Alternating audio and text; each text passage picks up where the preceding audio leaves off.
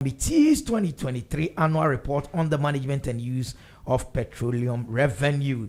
Ghana's crude oil production seems to be declining, and we want to go into this. This is what we call Z Talk Extra.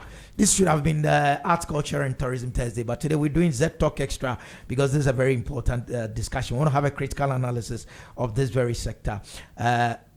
We have in the studios Mr. Mark Ajima, who is the technical manager of PIAC, and Isaac Jamina, who is also the coordinator of PIAC. PIAC, I've already said, is Public Interest Accountability Committee. Seniors, you're welcome. Thank you. I know it's a busy Thursday morning for you.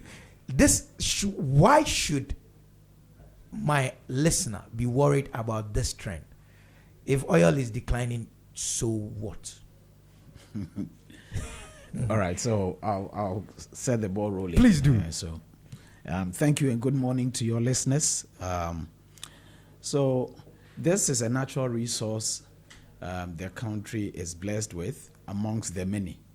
And we all know the path we treaded with gold and other minerals as a country, so bad that at some point we had to declare highly indebted poor country.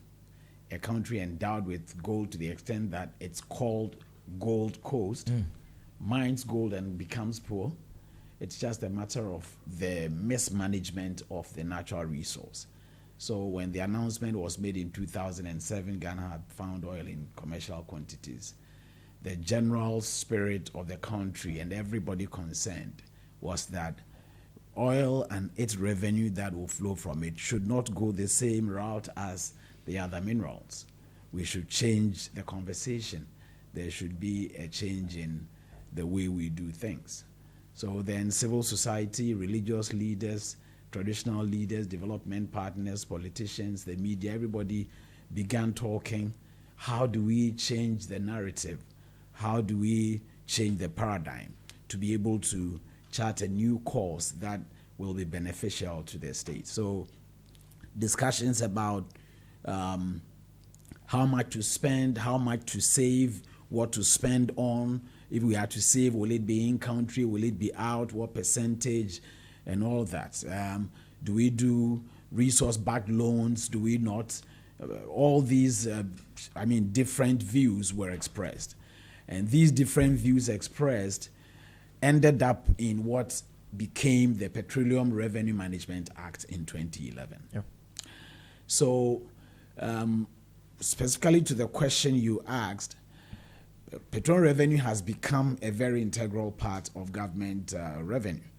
On the average from 2011 to 2022, we are talking about 7% of total government revenue. I think in the PIAC report, the revenue that has accrued to the state over the period 11 to 2023, it's about $9.8 billion US. So it is a huge chunk of government revenue.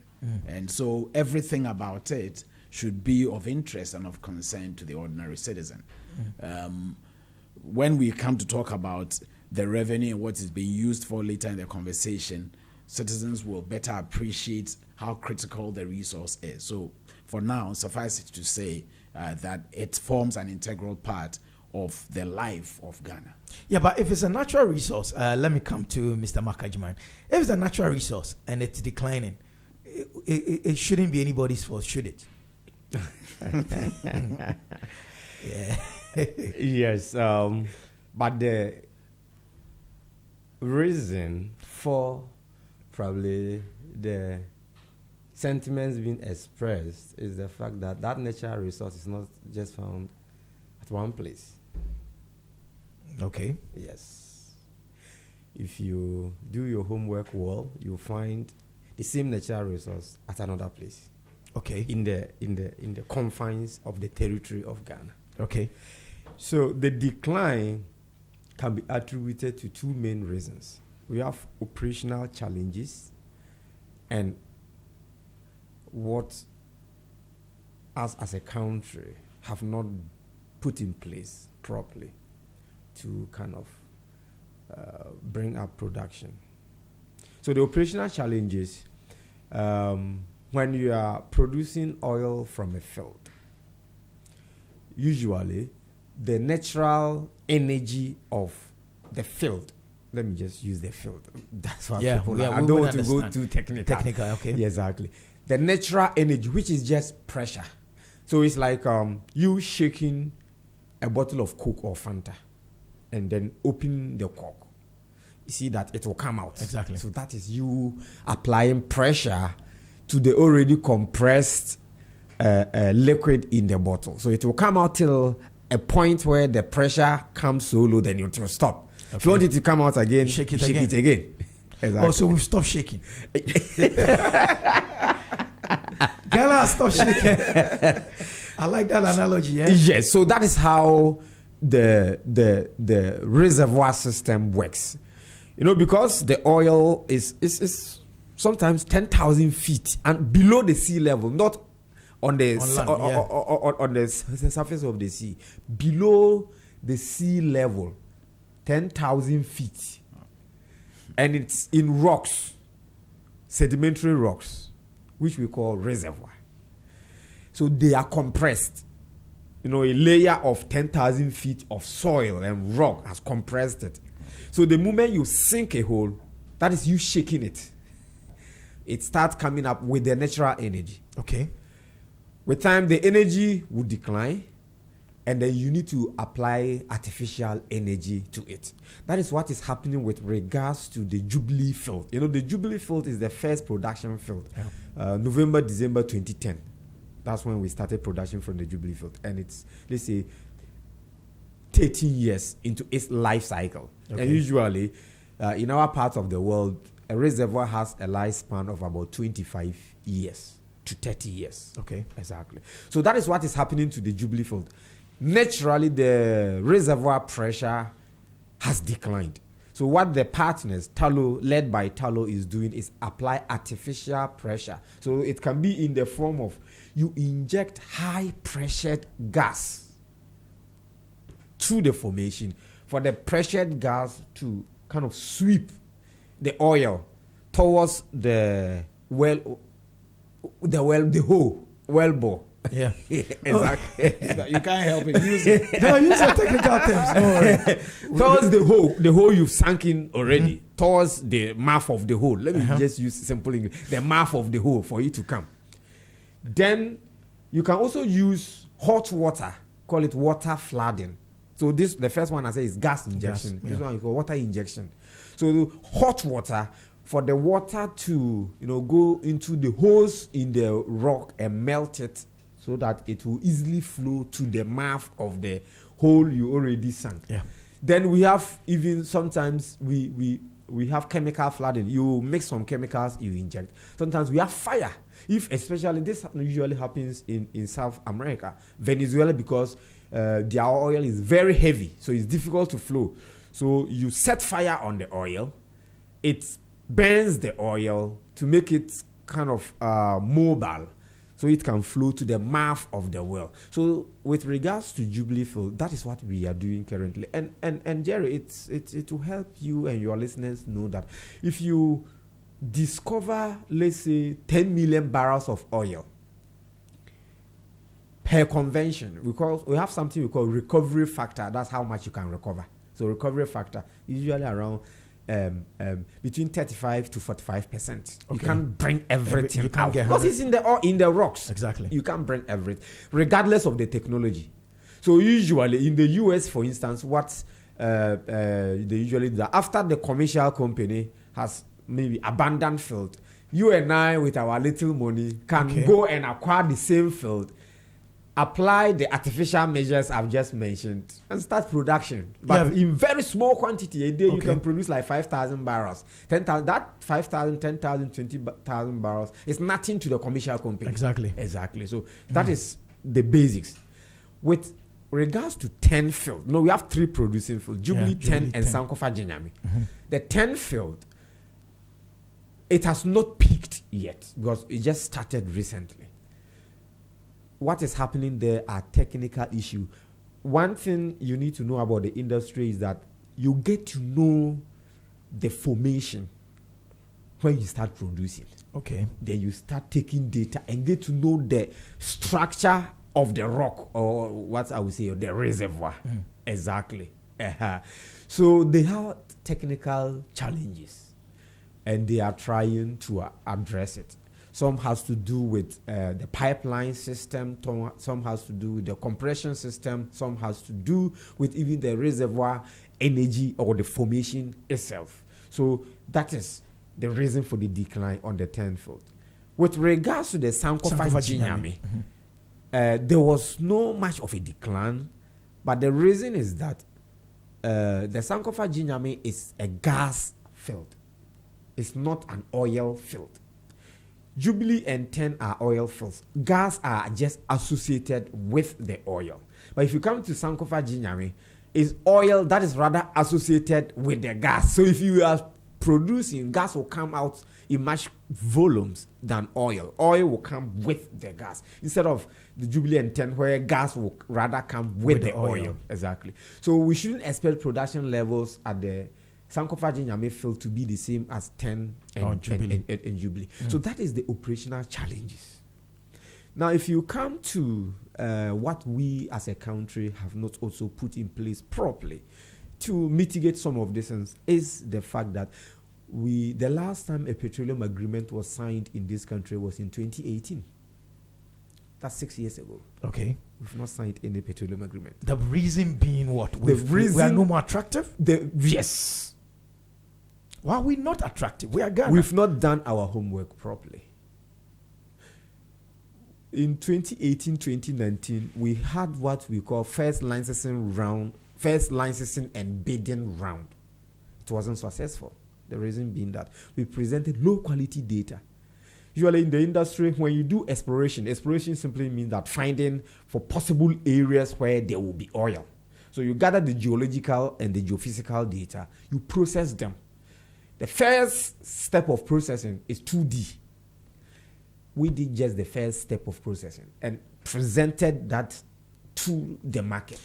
Wait, did we not know, or we didn't have the expertise to do the correct thing? We knew, and we have the expertise. Even if you don't have personal expertise can be bought. And that's what the UAE did when they discovered oil. Exactly. They bought expertise till they got in-country expertise, and the country took over.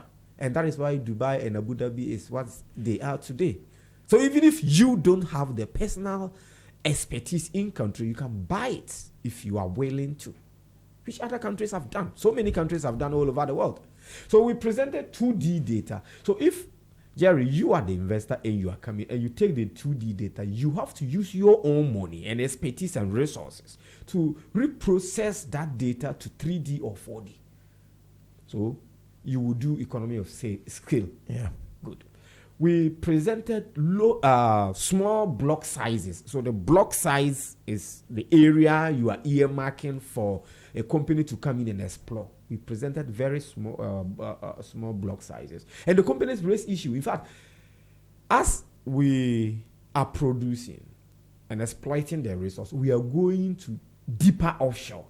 Okay. And currently, we have what we call ultra deep. And ultra deep simply means that the sea level to the bedrock of the sea is so deep that before you even get to the bedrock, because you start drilling from the bedrock, before you start drilling, so very few companies have those expertise and,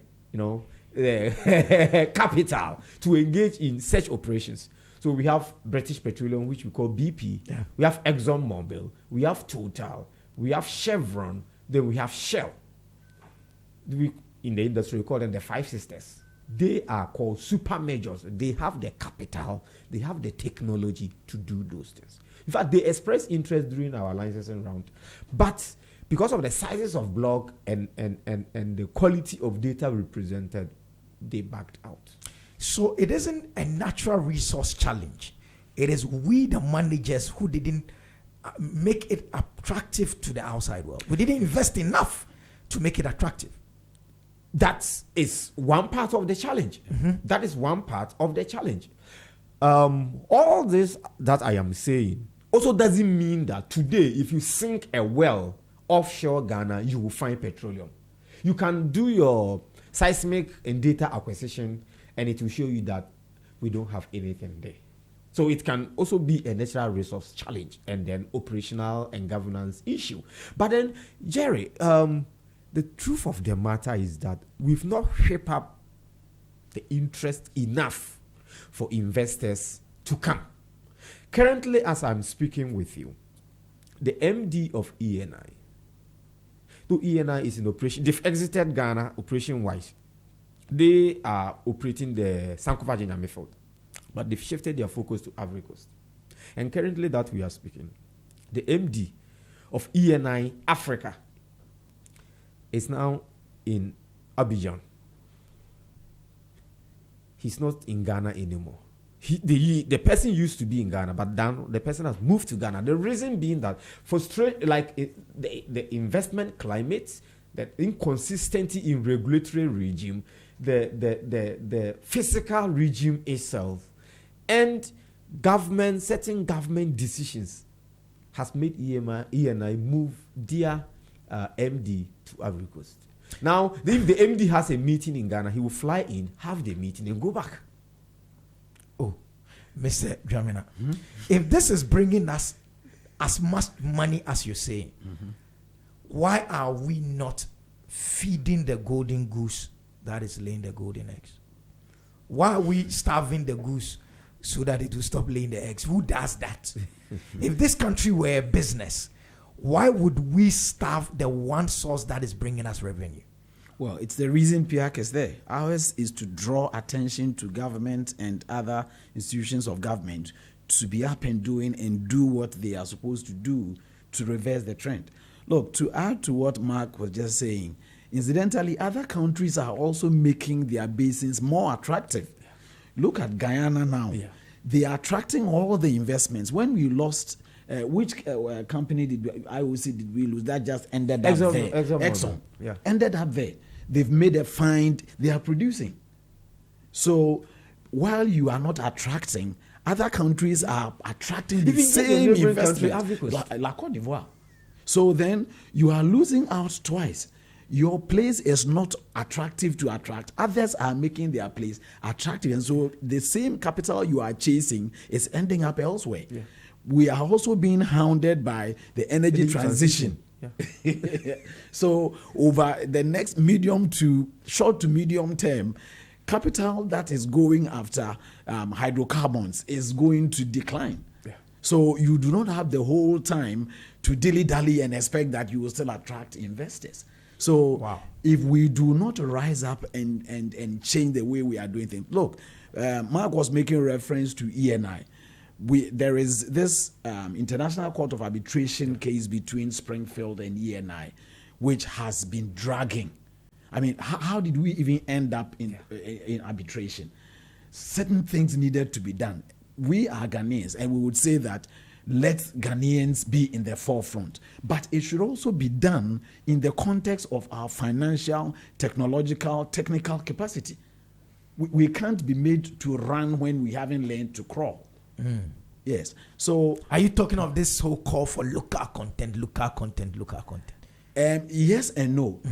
I mean, local content with regards to the three producing fields, great. But when it comes to the Ghanaian companies and what they are experienced and capacitated to do, we should operate with them based on their strength. And then tap, like Mark was saying, by UAE, yes. Yeah. They tapped into the knowledge and the strength, expertise of others to build their capacity, and then they gradually took over. Why don't we do that? Why do we want to reinvent the wheel? Jerry, just before you come in, and to add to what Mr. Dramina was just saying, do you know that the negotiation arising from the first licensing round in 2018-2019 is still ongoing? 6 years. Wow. Yes. ENI is part of it. And that's the frustration with which ENI has moved to Ivory Coast. How is it taking all this long? Is it what are the bottlenecks that is? That's what I mentioned earlier on. Inconsistency in the regulatory regime. We keep changing the post. We're moving the goalpost. Exactly. And the economic climate that we find ourselves. Wow. Yes. Now, in the midst of this energy transition, Mr. Dramina mentioned of, if I am government today, or I am the energy minister or advisor to the energy minister, what I would tell the government is that, look, you need to focus on Africa. You develop your market around Africa. The oil market, develop it around Africa. Look, in the sub-region alone, we are over 400 million people. That's the West African sub-region. We have a very big oil refinery in Nigeria. Centro and another private company has just set up a refinery here in Ghana. So what you do is that your production, okay, that is if we've empowered GMPC enough, your production, send it to this refinery, sell the refined products within the region. In Africa, we are over 1 billion people. Okay, so you capitalize on it, expedite the exploitation and the exploration of the resource. So, because this energy transition we are talking of, as Mr. Jamina mentioned, shareholders and investors are asking companies to diversify. Of course, we all go green. Everybody's going green. Exactly. Their investment portfolio. So if you have such a blessed resource, what you do is that you expedite the exploitation and the exploration and production of such a resource. But then you focus on the region you find yourself, because almost all of Africa import refined petroleum products. Yeah. Look, China and India, because they are developing with coal, told COP, when they went to COP 29 in Egypt, they told them that, look, we are targeting 2070. Wow. Yeah, we said 2050. Because they know that it is coal that they will use to, and that is what the West did. Let's not forget about that. They did it. They used hydrocarbons to build themselves up. They used the coal to build themselves. And now they are saying that let's go green. Stop. Let's go green. Because the resource is finished. It's been depleted. I've always suspected that. And oh yes, that is the fact. And listen, Jerry, just last year and last 2 years, the Norway and the UK that were championing. These two countries are the one champion, and then Germany, because Germany they don't have much of these hydrocarbons we are talking about. It's basically in Europe. It's basically Norway and UK, but it's depleted. Okay, just 2022, 2023, they've opened up their shores again. Wow. For licenses, because they realized that the global South America, Africa, Southeast Asia won't go green. Immediately. Exactly. So they have to join. Yes. And now in Ghana, we have developed an energy transition framework and costed the items. And do you know how much we need to go green? $600 billion. You think we're copying blindly? We just probably don't know the worth of the resource probably that we have, and we are not standing our grounds, and it looks like Africa is not working in unison. Continental free trade? We are not working in unison. Because if we are, just a statement from AU, a very strong statement from AU, will send a signal. Look, Namibia has gone its way.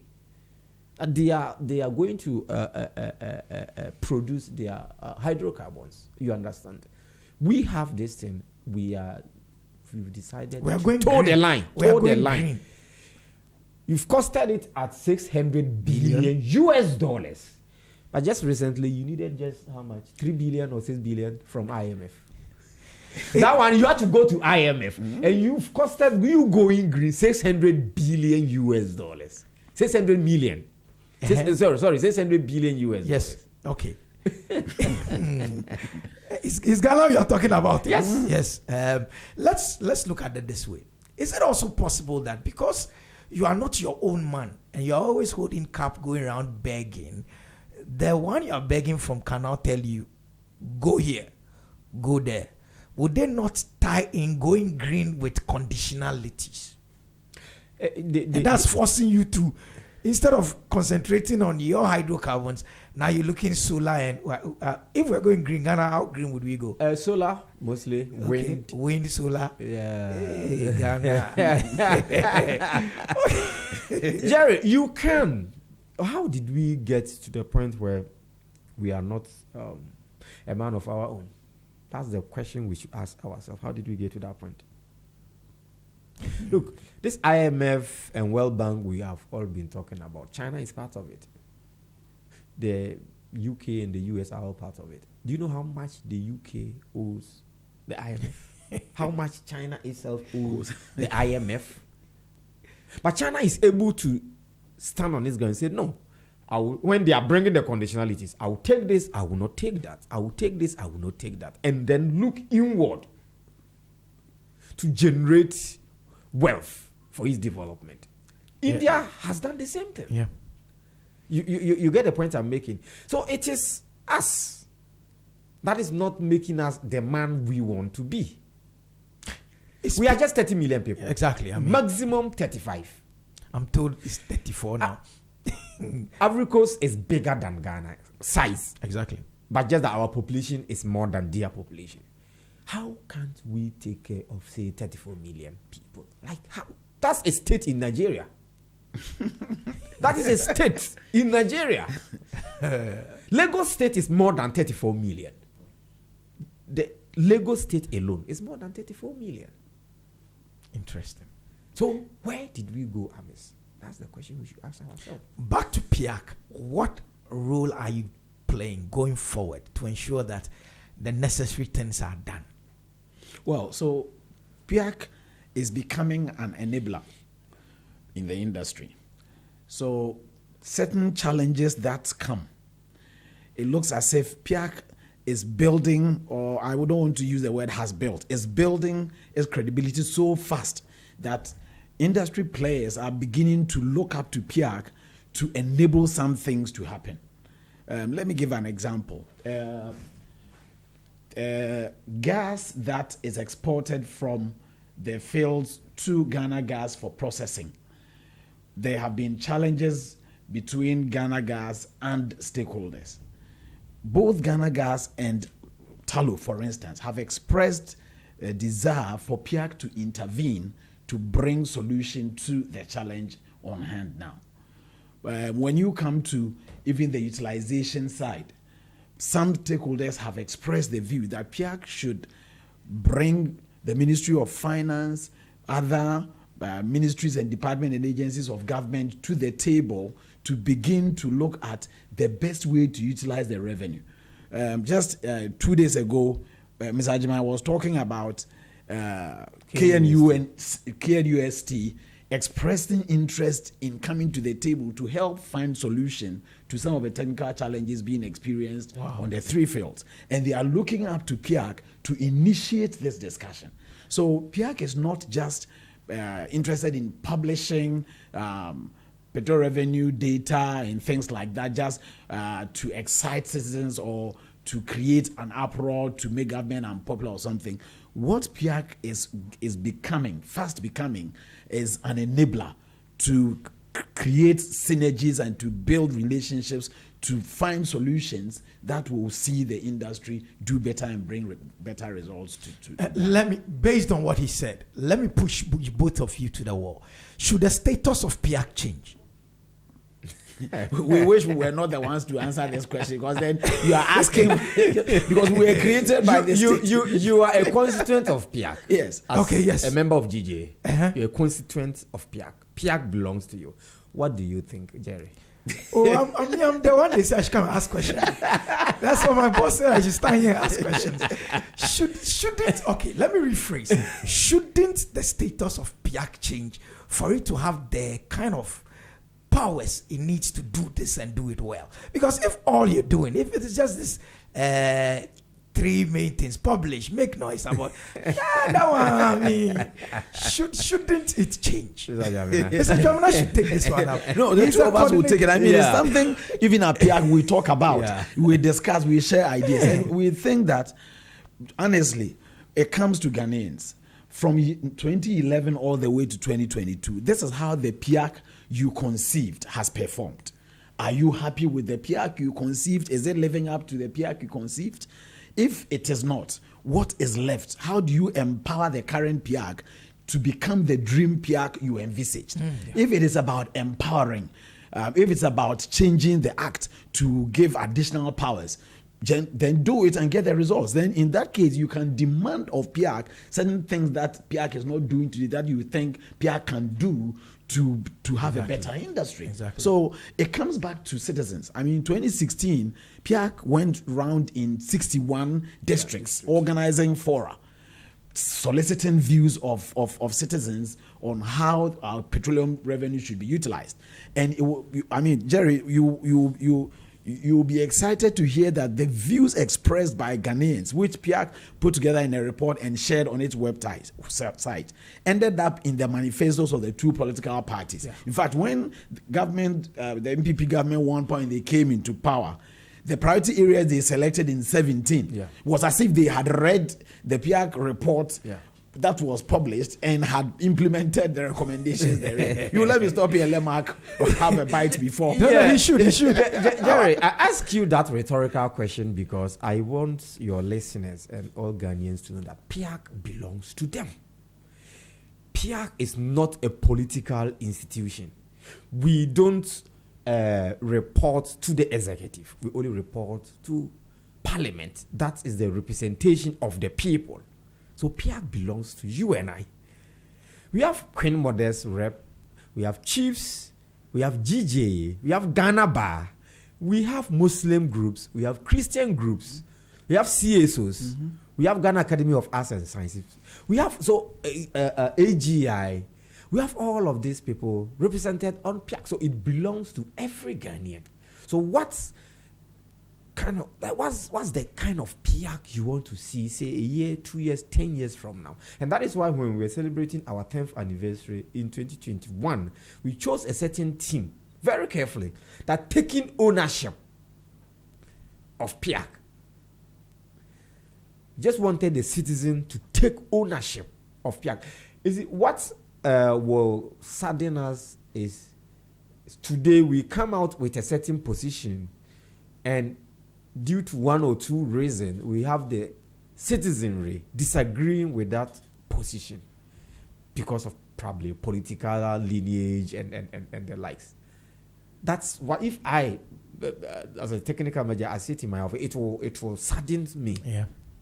Because when we meet to take decisions, we use the first two words in our name: public interest. Yeah. What is it that the public want? What will benefit the public? So, as Mr. Jamina said, if the citizens want to see, say, another PIAC as envisaged, or a better PIAC as envisaged, then the citizens can call for it. That brings an end to Z Talk Extra today. You heard Mr. Mark Ajiman, who is the technical manager PIAC, and then Isaac Gamina as well. He's the coordinator of PIAC. We're talking Ghana's crude oil production, the decline, and all the issues surrounding it. You heard them. I didn't say anything. I was just asking that should we do something about PIAC as a body? Give it something. Do you heard it? If you want to start talking to your parliamentarians about it so that they bring these things up, we'll gladly listen to you. Thank you so much for coming through, Mr. Mark Ajiman and Mr. Isaac Gamina from PIAC. I'm sure that we'll be having a lot more of these conversations as the time goes on. Thank you so much. Yes, but all too soon the time is up. And it's 4 minutes to the hour of 10. I have to sign out. But I don't do that before saying my favorite statement. Pray like it only depends on God. But work like it only depends on you. Tomorrow.